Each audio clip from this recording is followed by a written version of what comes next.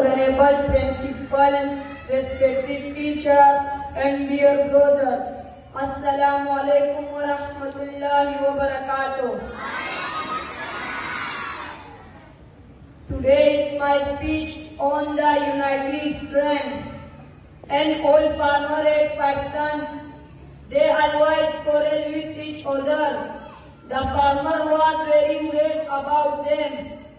He tried his best to unite them, but all his efforts were useless. He told of a plan to unite them. One day he brought a bundle of sticks from the forest. He called all his 5 sons.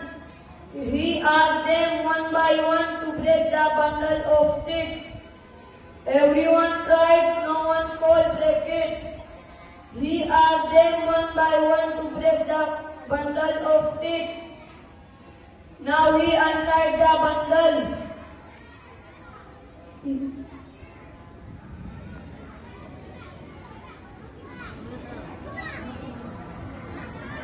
The old farmer said with his son, "Be united like the bundle of sticks. You will be strong. No one can harm you. If you are divided, you will be ruined. Unity is strength." The 5 sons acted upon his advice. They never quarreled. They began to live a happy life. Wassalam.